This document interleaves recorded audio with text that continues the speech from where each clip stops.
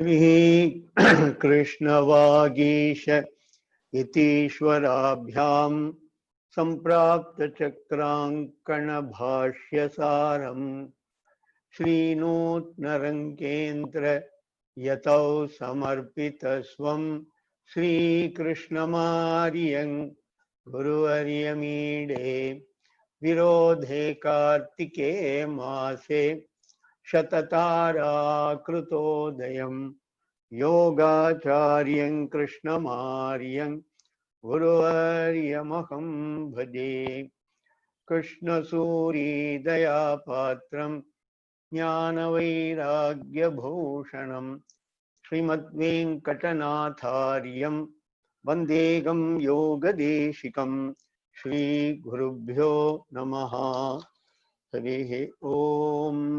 These two prayers are on the prayers of my teacher, the great Yogacharya Krishnamacharya and Yogacharya Deshikacharya.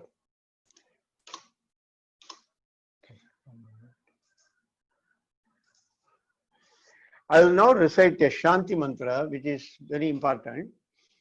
Om Madhuvataha Rutayate Madhuksharanti Sindhavaha Madhvina Sandhoshadhihi Madhunakta Mudhoshasi Madhumad Partevagum Rajaham Madhutyaurastuna Pitam Madhumanno Banaspatir Madhumagum Astu Suryaha Madhvirgavo Bhavantunaham.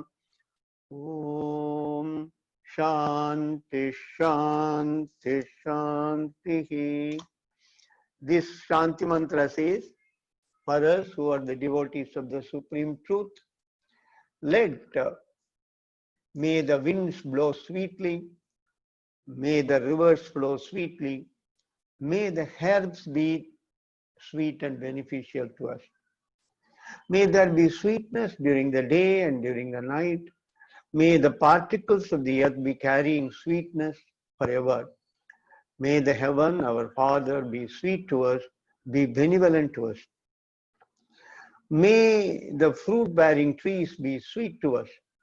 May the sun be sweet and benevolent. May the cows give us the sweetest milk, which is the need of the hour. Now, first an introduction. Now the importance given now to food is basically mostly on taste. It is highly individualistic though. Ahara, as I have said in the third line, is highly individualistic. But the importance given to food now on individualistic basis is based on taste largely. In fact, I am here to talk to you based on my personal experience. My yoga teacher corrected my food habits.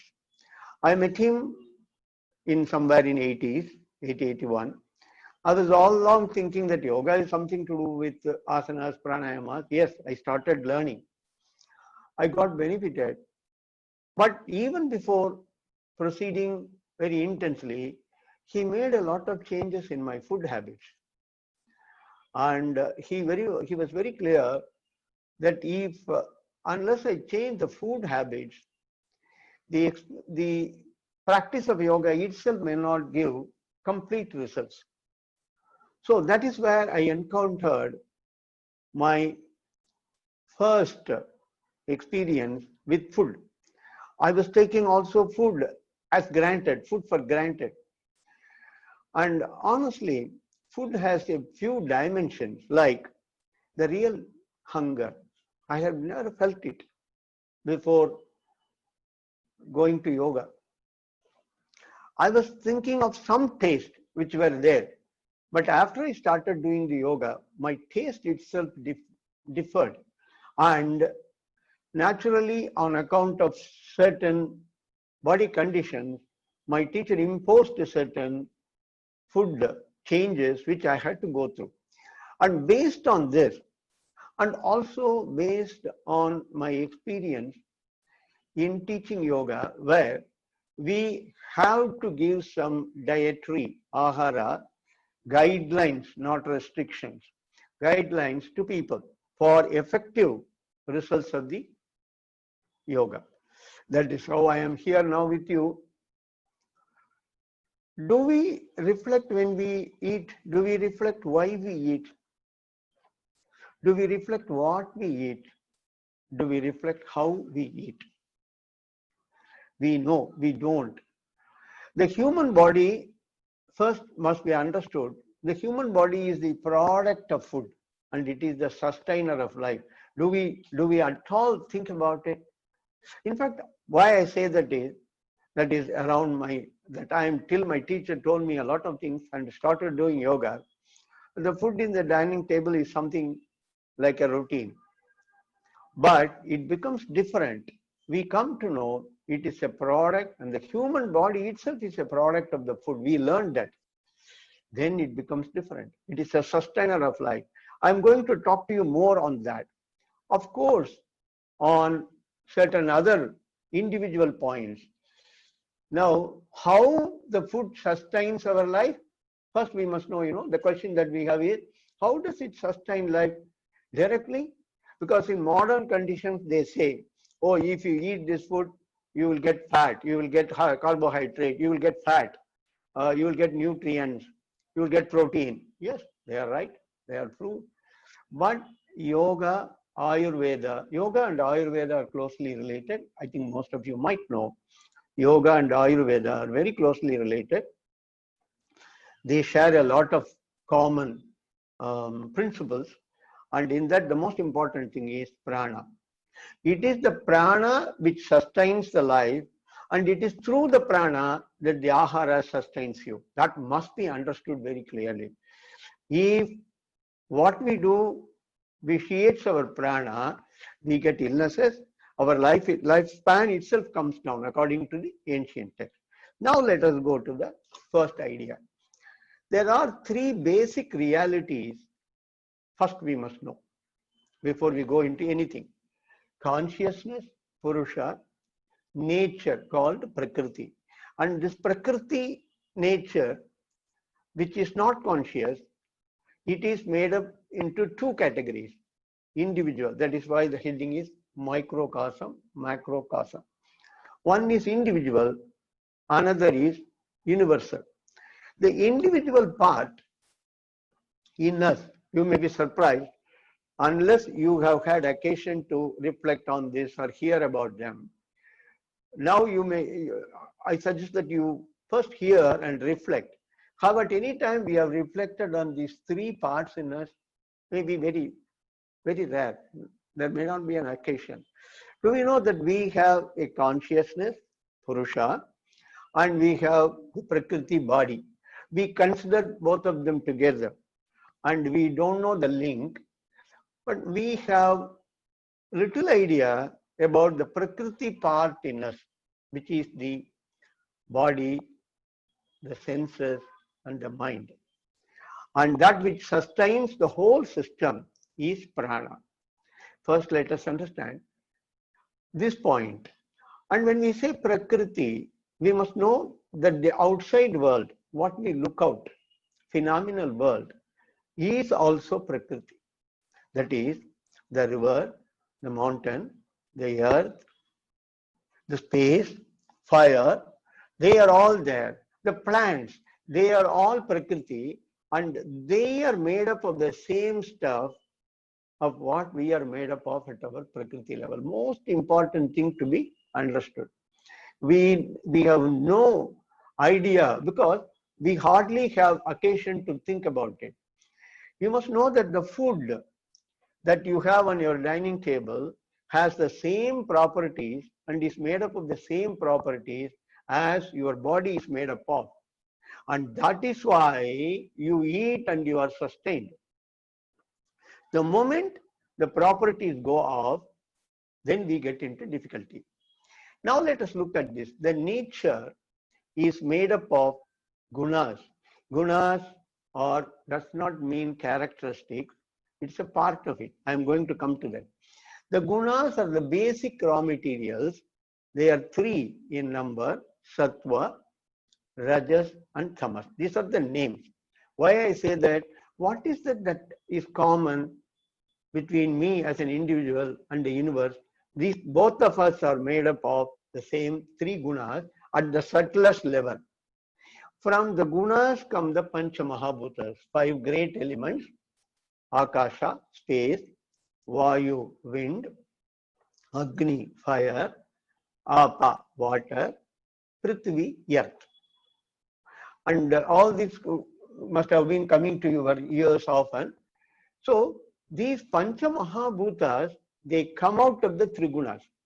This is where Sankhya, Yoga, Ayurveda, and all our ancient systems, because they have the base as Vedas, so they all agree on that.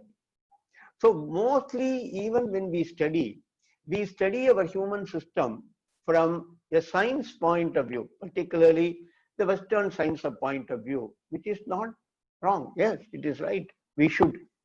And there are a lot of things that we have learned out of it. But have we learned these now? Do we know that we are made up of the gunas and the Pancha Bhutas, which are also there in the nature? Human system is made up of the Pancha Mahabhutas. In fact, at the gross level, at the body level, it is made up of the Pancha Bhutas.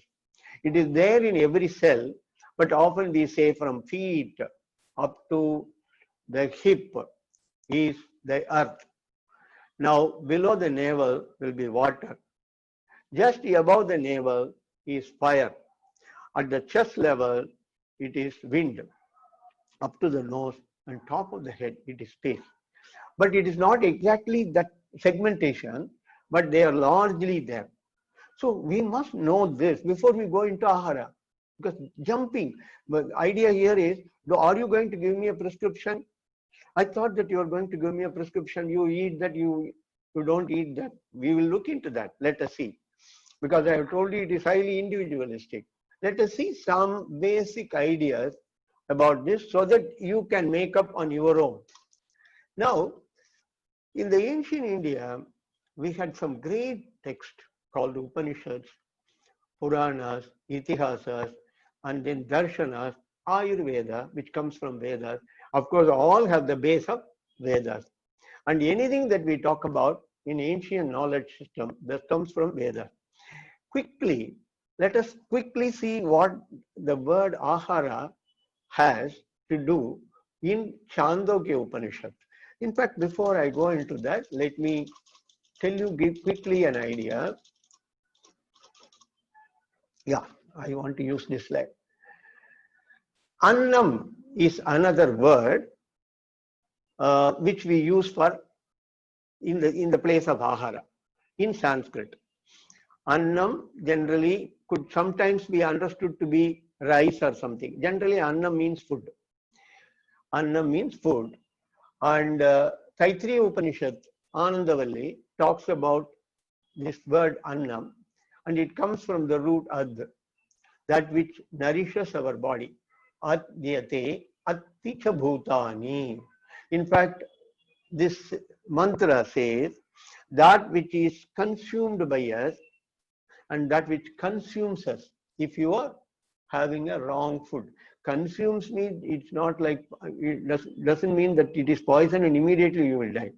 It consumes means instead of elongating the life, it shortens the life.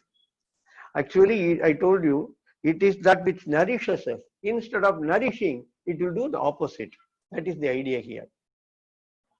In evolution, foodstuff evolves from the 5 elements, herbs and plants. How do we know that?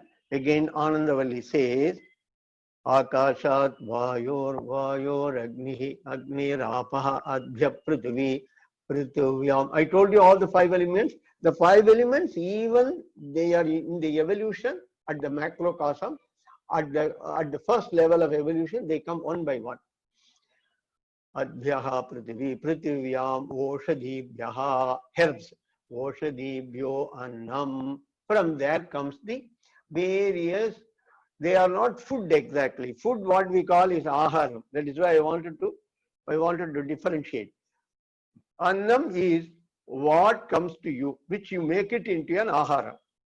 Ahara means food. Also means food. We use them in the way. But Sanskrit words are completely different. We have little English words equivalent. We always use anna, yes, food. Ahara means food. But they are different, you can see. Ahara comes from the root word hr, that which is to take away. Har, true to take away. It takes away.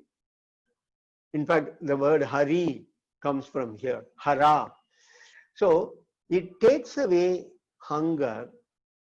When we are hungry, we eat, and it takes away hunger. It takes away the life also. If we don't eat properly, it takes away the life. Food, annam, from the field where it is grown, when it reaches your dining table, it becomes ahara. But it is through a process. And at every level, it undergoes changes at gross and subtle levels, which impact the physical and mental levels of our human system. Now let us also look into this. For example, annam to aharam, at the cultivation level, generally we have little control. Mostly we buy grains, vegetables, fruits. However, experiments have shown that even where I have known of people who are closely associated with yoga, very important people, they have been doing farming for a long time, and they used Vedic mantras in their form and music, and they have shown that the plants grow differently and they react to sound waves positively even. Now today, of course, we have got organic farming, which I have not put here. It's very, very important. We have become very conscious of that now. While cooking also, the moment you buy them, while cooking, ancients have advised that the person who is cooking should be having a pleasant mental frame, and is encouraged to recite shlokas, good things, etc. To offer the food to God is an ancient ritual which yogic text prescribes and advocates. These are all part of ahara. While eating also, certain prescriptions including position, companion with people, mental frame, maintaining silence, they are all advised. They are a part of it. Overall, the aim is to ensure that the food should not only be digested, but will also have a positive impact on the physical and mental level. The food, to tell you the truth, in simple words, the food has to become prana. If it becomes perfect prana, then we have achieved the goal. Now, this prana, which is a very important one, which we know we are not able to show. Science is still trying to find out how to show prana. But you can feel it. It is the prana which sustains your system. Bioenergy, that is the word they use.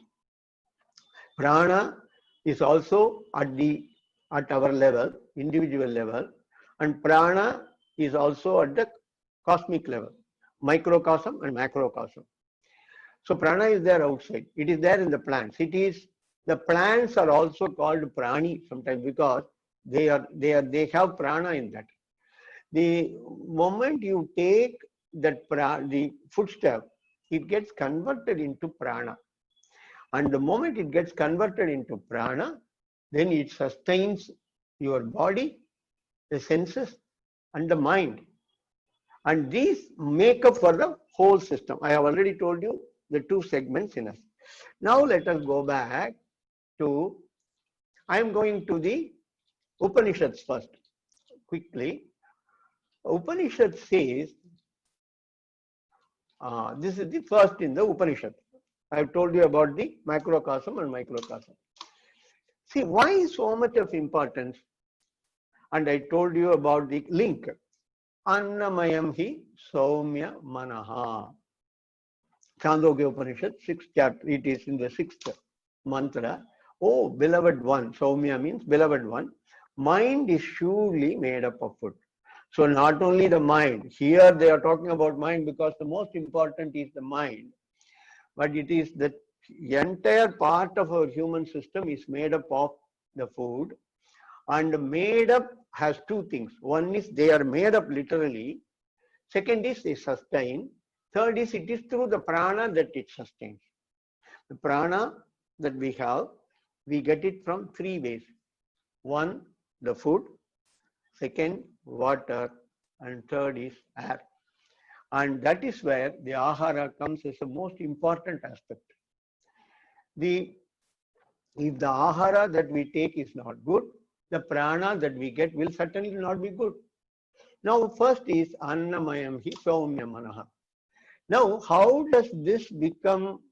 Our mind is made up of food, but our human system, body itself is also made up of food. That the same Chandogya Upanishad says. When you consume, look at it, Upanishads which are thousands of years back, they have already talked about how the food is getting into the system. Annam ashitam kreda vidhiyate tasyaha stavishto dhatuhu tatpurisham bhavati yo madhyamastam mamsam yo anishtastat manaha. First, food when it is taken, what we consume, becomes divided into three. Whatever you take, they get divided into three categories. Of it, grossest ingredient turns into feces. It goes away. That which is the medium constitutes the flesh. You can see here how it sustains our flesh body. That which is the subtlest becomes the mind. So the same stuff that you are taking on the food, whether you take a bread or whether you take a cheese, whether you take a, rice, anything for that matter, vegetables, they have the properties of becoming flesh and becoming the mind stuff itself, and it throws off. In fact, throwing off is most important. We have to remove the waste. Now, ahara shuddhau sattva shuddhihi sattva shuddhau dhruva smritihi dhruva smriti lambhe grantinam vipramokshaha. Now, from purity of food comes purity of mind. Chandogya Upanishad says, purity of mind comes constant remembrance of the Supreme, and constant remembrance, one becomes free from bondage. You may come and say, no, I have not come for any discourse here, sir. Why are you talking about this? Now, purity of thought itself is health. Whether you believe in God, whether you believe in liberation, you want good health. Good health, both at physical and mental level, is what is important, and that is got by ahara. Now, let us go to Taittiriya Upanishad quickly. How it connects the food. Bhuriti vai pranaha, bhuvayityapanaha, suvariti vyanaha, mahayityannam, annena vava sarve pranamahiyante. So, bhuhu represents prana, bhuvaha represents apana, suvaha represents vyana. I told you in the prana segment about prana. Prana itself is divided into 5. Prana, apana, vyana, udhana, samana. And it's the same one prana when it is in 5 places. When it is in the chest area, it is called prana. Responsible for even our taking the food. You visualize the moment you put your food into the mouth, it gulps. It is not through gravity that the food goes. Actually, it is the prana which is responsible for us to take the food. That is why when someone is very sick, you are trying to feed the person, it will be very difficult. You can even open the mouth. It is not possible. When your prana has to be in good condition, look at its cycle. Your prana has to be in good position for you to consume the food. And when you consume the food correctly, only prana comes. So there is a cycle. And what is below the navel is the apana. The same prana is called there. I told you the food that has been digested and become feces has to be removed by the apana. And it is the vyana which takes the energy all over the body And Annena Vava Sarve Prana Mahiyante. All the pranas, three are sustained by Annam, food. Now, the source of prana is food. Let us come to one quick point. I told you about the gunas, three gunas, and which are responsible at the subtlest level. It is the gunas from which the entire universe comes. The gunas become the panchabhutas. They themselves become the panchabhutas, and the panchabhutas are the sources of our human system. I told you. Now the three gunas have a special working on our mind. And look at it. The sattva makes balance, harmony, positive, peace, clarity, light, creativity, openness, and intelligence. It is there in us. All of us have got all the three gunas. Rajas, movement, activity, energy, excitement, passion, desire, they are all okay. But the balance is the problem. Agitation, anxiety, egotism. Tamas, inertia, inactivity, negative, apathy, dullness, dark, delusion, depression, ignorance. But quickly, we need all the three of the gunas. They are in us. We need them. The panchabhutas are also needed in the same way. In the case of the gunas, excess of rajas and tamas are the problem. Excess of rajas and tamas are the problem. Without rajas, I won't be able to be talking to you. You won't be able to even hear me. Similarly, excess of tamas, some amount of tamas is required. Unless tamas is there, we won't be able to be here. I won't be able to sit. I'll be flying. So tamas is required to put us down. It is also required for us to go to sleep, etc. The excess of rajas and tamas are what are the problems. Sattva largely is what is required. Now, how does ahara and this go into? Let us look at it. See, that is where Bhagavad Gita comes. In terms of the Vedas, structure of the Vedic Shastra, the first comes the Vedas themselves, which are divided as Karma Kanda and Jnana Kanda. In the Jnana Kanda part of it, Upanishads comes, and I told you how there are references to Ahara in Upanishads. Then comes Bhagavad Gita, which is called as Itihasa. It comes under the Itihasa category of the two great Itihasas, Ramayana and Mahabharata. And they all give complete essence of what are stated in the Vedas and the Upanishads. So Bhagavad Gita is held in great esteem, not just as a spiritual text alone. In fact, everyone have commented on Bhagavad Gita, talks on Bhagavad Gita. It is a great text on for living a good life. In Bhagavad Gita, you get 3 slokas through which they are talking about the ahara and the relationship with the gunas. Ayuhu sattva balam arogyam sukham priti vivardhanaha rasyaha snigdaha stira hridya aharaha sattvika priyaha. The people who have a sattvic disposition, they generally are supposed to be preferring this. But I'll tell you how the preference takes place in us. They are the people who prefer. Means these food, when they are taken, whether you like or don't like, you create sattvic properties. So those food which promote longevity, intellectual alertness, strength, health, pleasure, happiness. This is a very general category. In fact, this may not give you an idea. I was looking for some names, sir. You are just giving general category. Anything which links longevity, yes, we will know some of them. But let us see: sweet, oily, rasya, snigdha, stira, substantial, agreeable, or dear to sattvic food. In fact, we will get some more idea about them towards the end of the talk.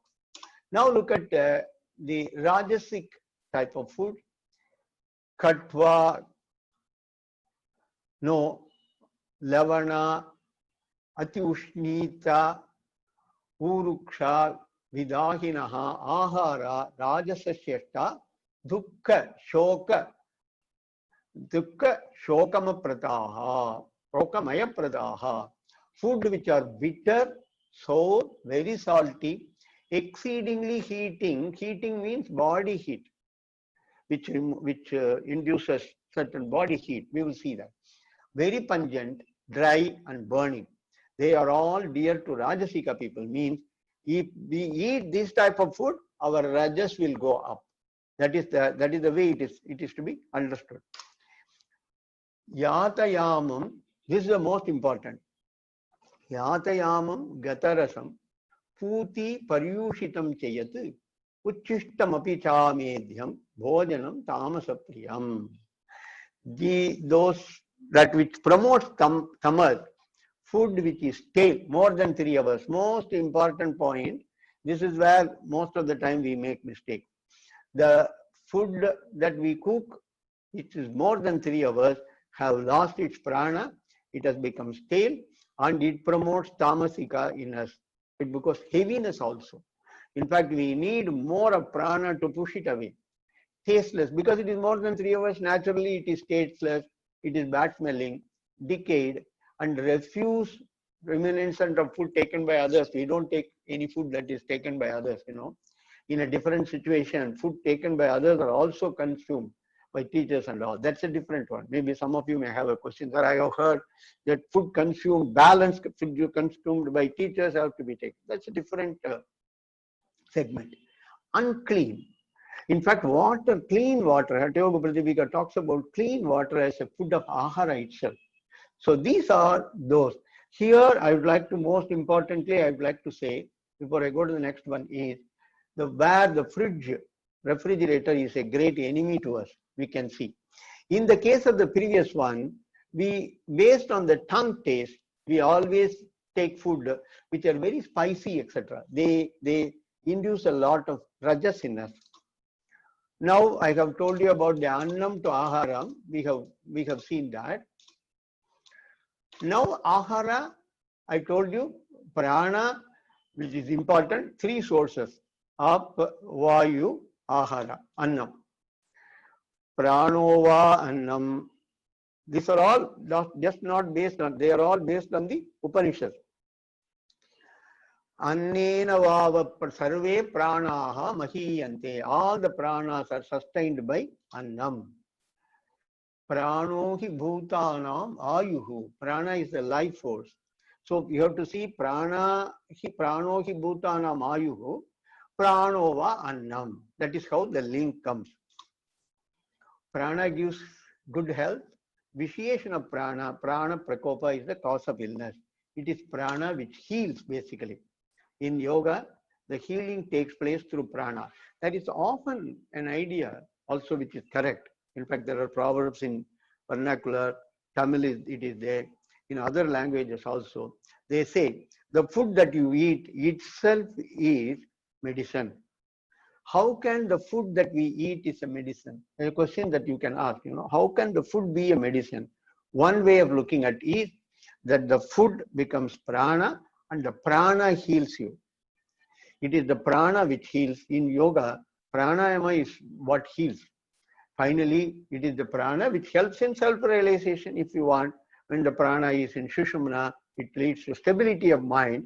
But realization, as far as we are concerned, when in this world, if your prana goes into Sushumna, you get a stability of mind, which is calmness. Often we get that, but we are not able to sustain it.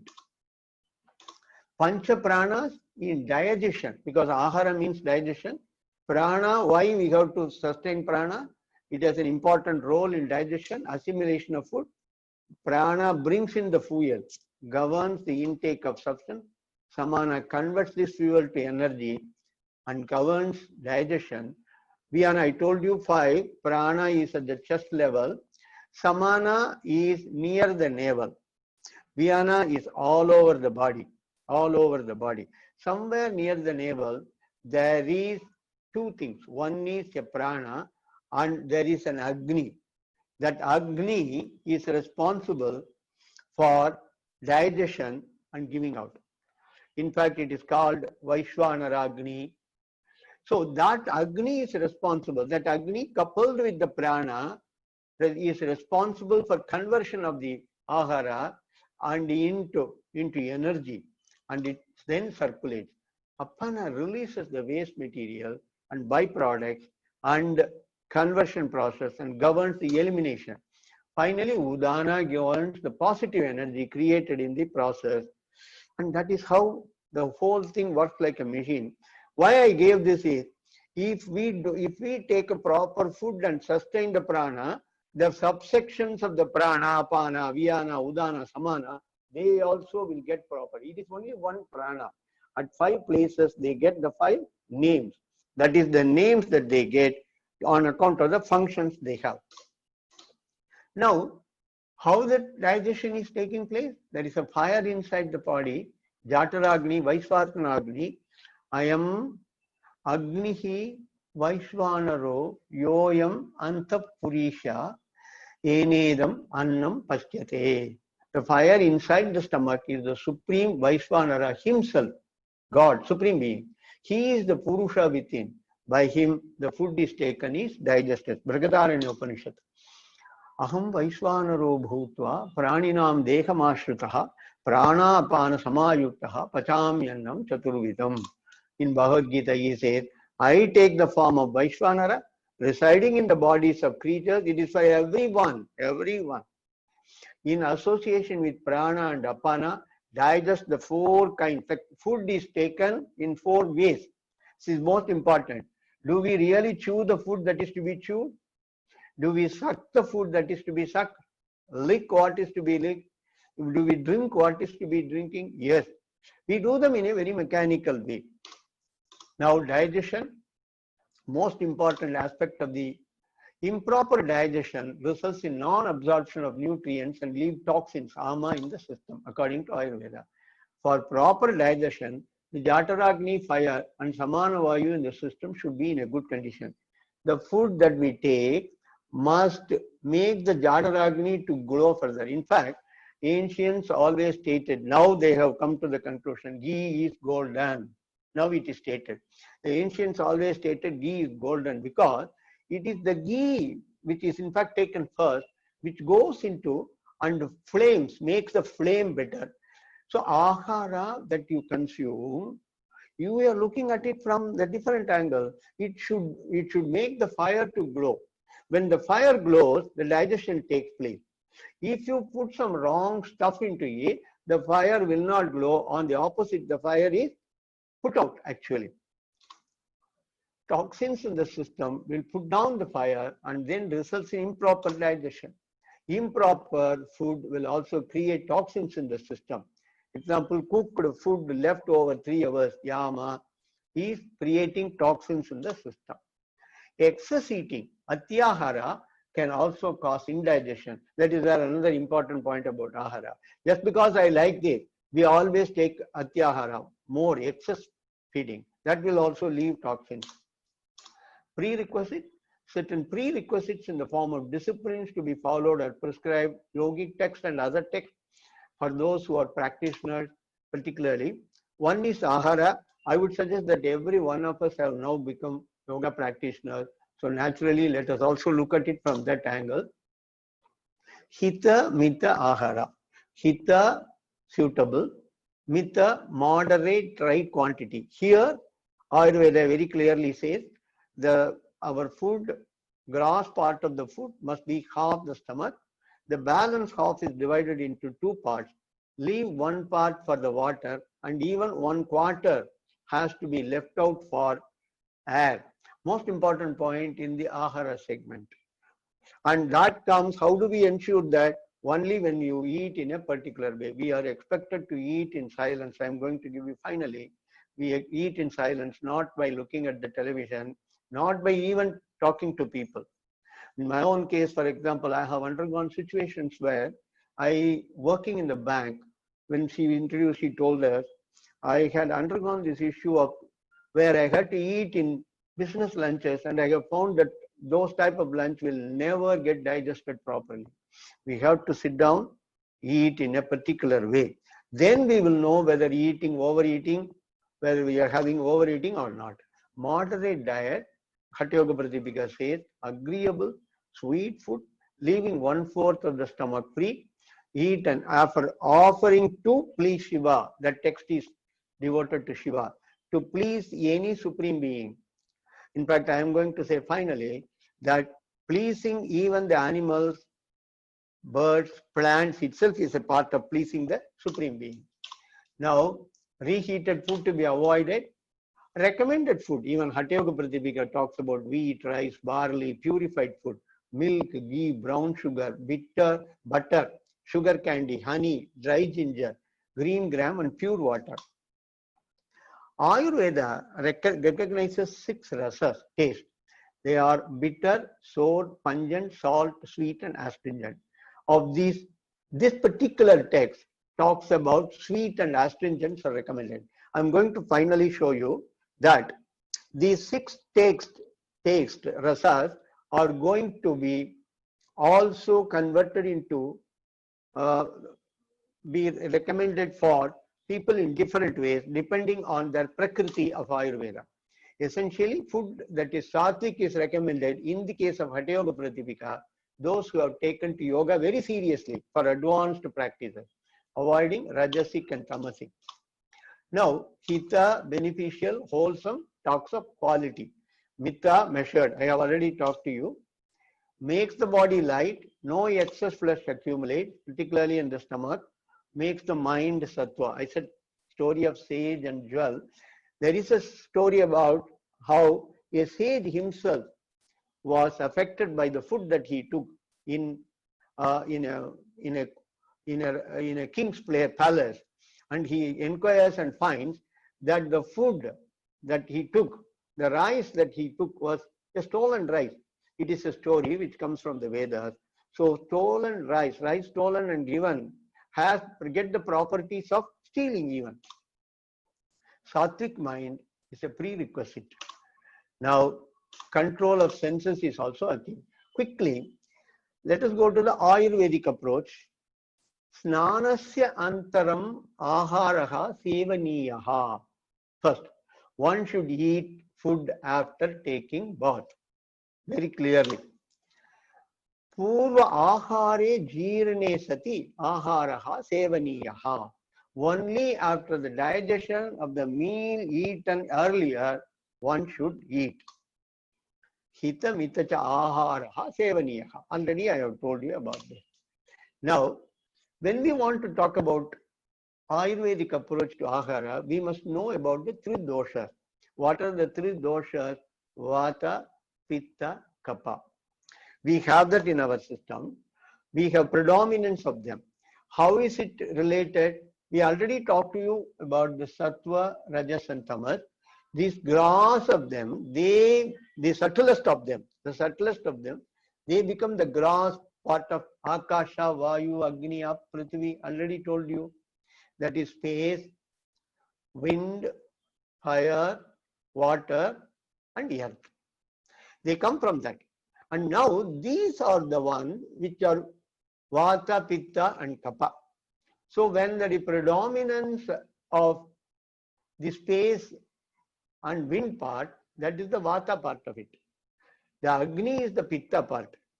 The Ap and Prithvi are the Kapha part of it. Now, let us look at the Ayurveda approach. So, Vata Prakriti. I told you, if you are looking for a particular answer, it is going to be a bit difficult, but you will get a lot of guidance.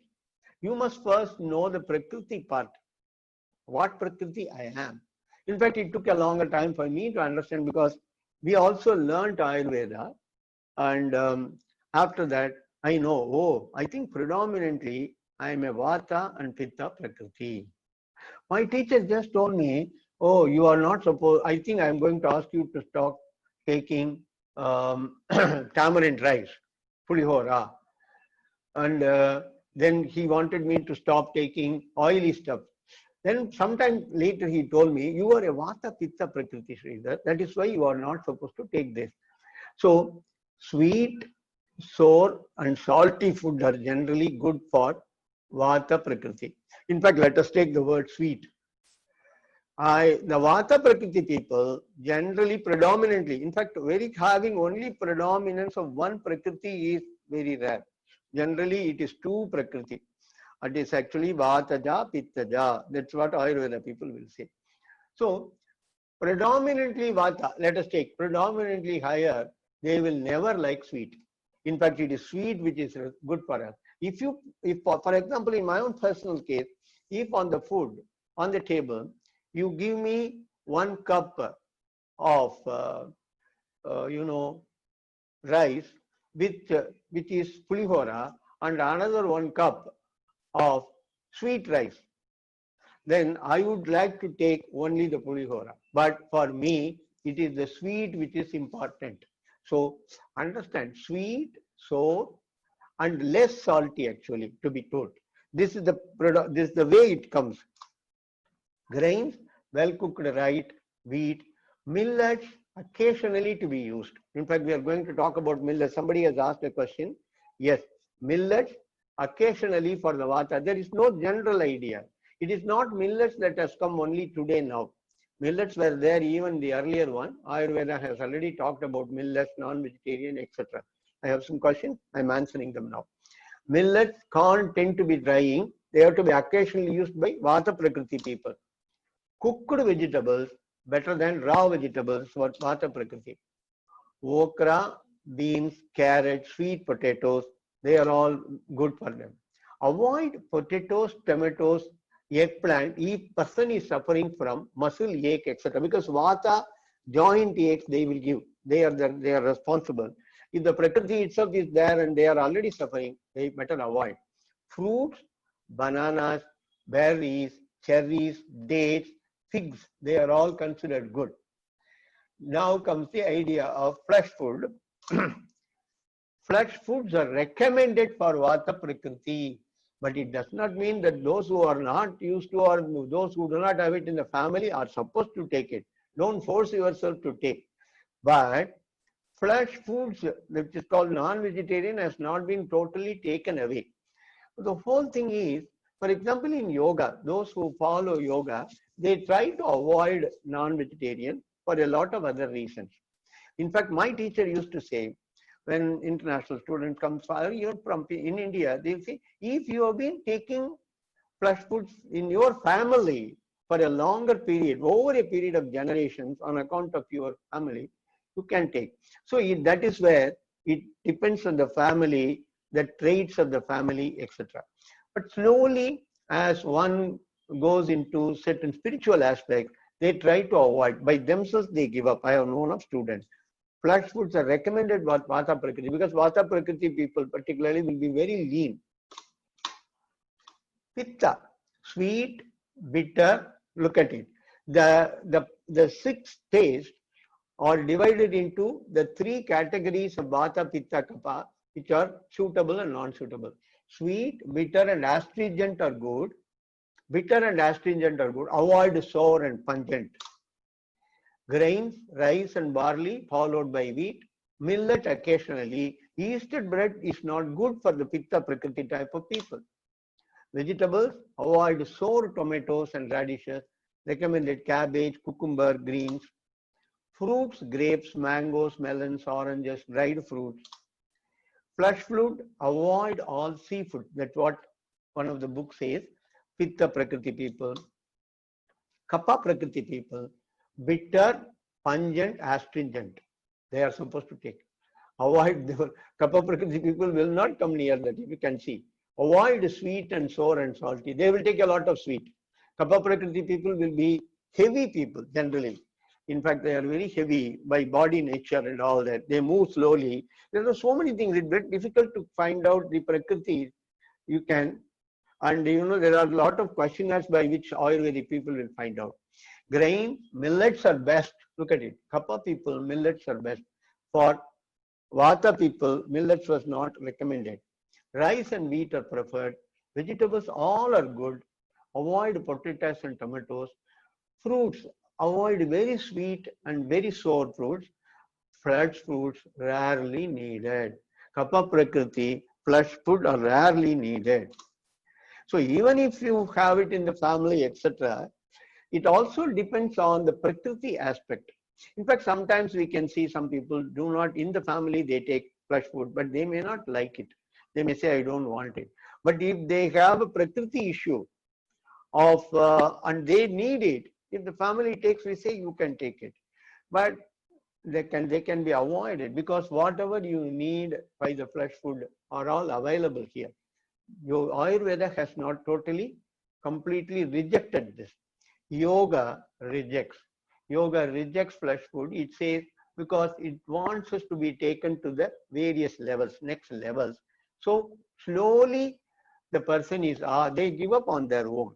So this is the one question. Millets I have answered also. I want to conclude and then take up the question. Conclusion is, Ahara is highly individualistic. Become sensitive to what you eat, how you eat, and when you eat. Mindfulness in eating is important. Observe silence. In fact, in Google, they have now found out that because science found out that eating in silence, dinner in silence, is considered to be, they have made an experiment and found out that it removes all illnesses.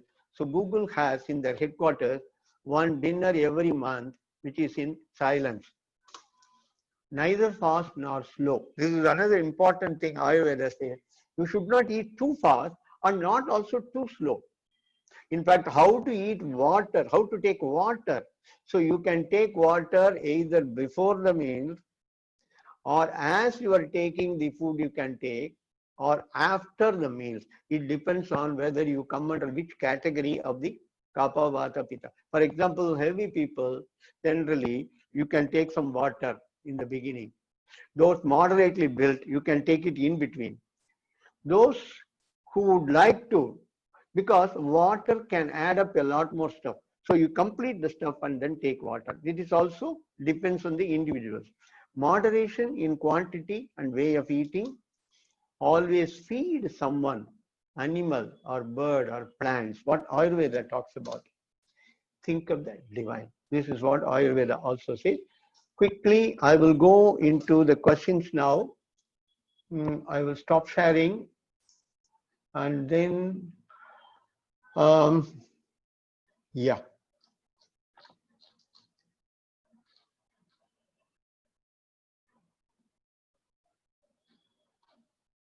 How to manage food if we have to carry lunch to office? Is there any suggestion for type of food best suited? When you are carrying lunch to office, my suggestion is to put them in hot pack and see to it that you are able to maintain the temperature. Ghee help in kindling. There is no need to cook everything in ghee. Ghee is taken first, basically, and there is no need to cook in ghee or completely. Ghee is used in some places. Raw ghee, what is there in, I don't know about raw ghee, and yes, ghee is generally not taken raw, that is not taken directly. Ghee is added to the food. In fact, it is taken in the first beginning, added in the first one. So in order to ignite ghee should be done that. Yes. Are there any indications to know whether the food has digested? Yes, very much indications are clear. In fact, that's a very experiential one. Once you start doing good pranayama and all that, these are all some of the things. And your hunger will be a correct hunger. There are two types of hunger. One is hunger on account of the senses. That is what the problem is. When the food has digested properly, you will know about it, and mostly pranayama helps in that largely. Can consuming spices including, yes, sattva, spices sometimes is not recommended. Very highly spices food may not be good for sattva. Food habits, no. 1 minute. There is somebody who's trying to ask a question, Pragati. No. You're on muted to avoid crosstalk. Just type your question, please. Yes. Let me complete. Please type your questions. Yeah. Yeah, Giridhar Lakshman. Chaturmas food habits, no, I'm not able to give it now here. It is a bit different. Actually, the Chaturmasya food habits are different in various parts of the country. You must feed animals and birds. In fact, it differs from one segment of people to other. Yes, yeah, right. I am Pitta dominant, Vata slightly. I have dull and heavy pulse. I have given you already some idea in that. Can you tell us about vessels? That you have to ask Meera. Meera will give you some idea about vessels. How to eat? I have two Prakriti. Vata, Pitta, yes, two Prakriti. I will give you an idea. If some people have two Prakriti, the predominant Prakriti has to be taken. That's what they say. The book, there are good books. There are books by Vasant Lal, which is very good. And you have a lot of books in the materials available in the web itself. There are some articles on the Ayurveda. There are some research articles available. You just have to Google. Most of you are Googling. Dual Prakriti, a Vata Pitta person, Vata controlling diet in fall and winter, and Pitta controlling diet in spring and summer. A bit slightly more complicated. Better you look at the books and you can read more. Pitta controlling Pitta and Kapha. Pitta controlling. So it is also related to not only the Prakriti, it also is related to the spring and other, because Ayurveda is very clear about the timings in the year. So I think it is better we learn more about them. I've just introduced you into that. You have to take book and read. You can look at it, but the most important thing is you will have to experience and see what helps you. What is the right position to eat? Yes, a very important point. Get to that. Yes, there are a lot of ideas. In fact, I still remember when my teacher asked me to get a table for my son, a smaller table on which he has to sit on the floor and put the table and sit erect and eat. In fact, the best way is to sit on the floor with the legs crossed and put a small table, and on that you have to eat. We generally have two basic problems. One is either we eat on a dining table, which is no other go, not recommended much. If you are able to sit on the floor, but not have the plate on the floor, because you have to bend forward completely. It will be like a forward bend where your stomach will get contracted. So you can see, actually Buddhist monks, they always have this, and most of the ashrams will have that. That's good. So I think I have answered, Meera, all the questions. Now if there are people to just raise hands, they can do. I think the best is to put it here, because hearing them will be a bit difficult. I have answered all the questions. At the right position to eat. Is that okay, Meera? Yes, sir. Yes, sir. I just came on video as well. I think all the questions are answered. If there are any questions, just put it in the chat box. Otherwise, there are good books. It's an introduction basically. For example, Vasant Lal is a good book. There is some book called Prakriti by, this is a foreign author. I will just type it here. You can probably pass it. Vasant Lal is one of the best Indian authors on the book, on any book on Ayurveda. Vasant Lal, author.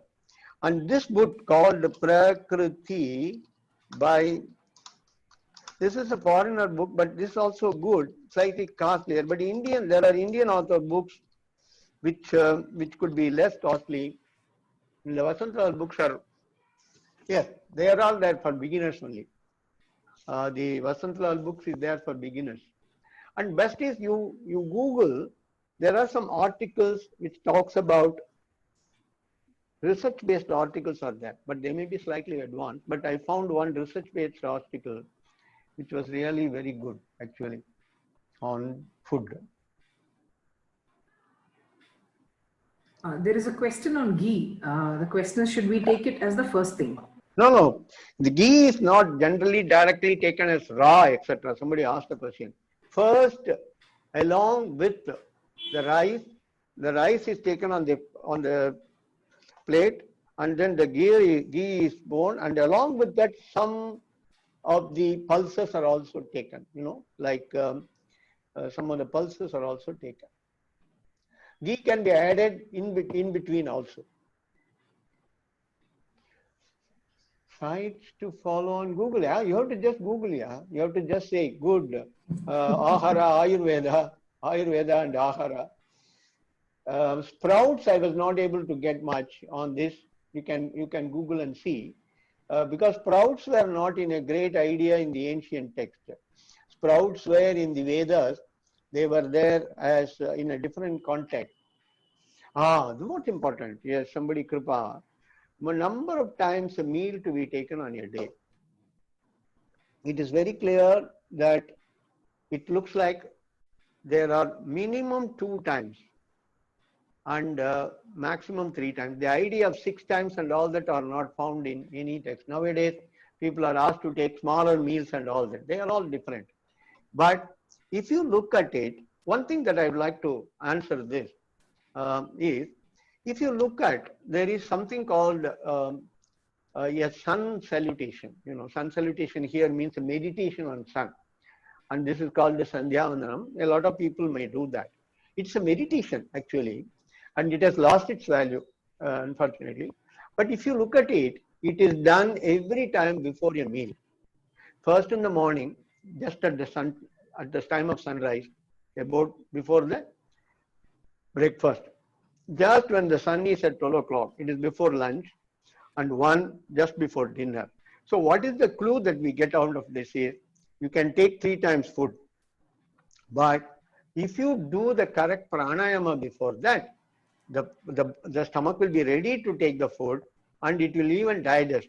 In fact, in one of the forums when I talked about the Ahara in Bangalore, I told them that by any chance, if you are taking food which are not conducive, if you do the right type of pranayama, you can even remove every one of them from the system. But that doesn't mean you indiscriminately eat and do pranayama. That is not the idea. But pranayama will help a lot. Yes, 3 times a day. Correct pranayama to do, which is highly individualistic. Nadi Shuddhi is a good pranayama. Nadi Shuddhi is a good pranayama. You can do that with or without mantras. It will help. Thank you. Thank you, Meera. Sir, thank you. Personally, I have been looking forward to this session for many months. Okay. So now thank you so much. I will just do a prayer and we will end it up. Okay. Sure. Thank you, sir. Yeah. Now just ask all of them to get ready to hear the prayer. Om Bhadram Karnihi Vishnuyama Devaha Bhadram Pashyemakshabhiryajatraha Sthirairangai Tuštuvagam Sastanubhihi Vyashim Devahitai Yadayuhu Swastina Indromo Vriddhashravaha Swastina Pusha Vishwavedaha Swastinastarksho Arishtanimihi Swastino Brihaspatirdhadhatu Om Shanti Shanti Shanti Kayena Vacha Manasendriyairva Buddhyatmana va Prakrite Swabhavat Karomi Yadyat Sakalam Parasmai Narayanayeti Samarpayami Sarvam Shri Krishnarpanamastu. Thank you, Meera. So thank you so much, and thanks to all the participants for joining in. Have a nice day. Thank you. Bye.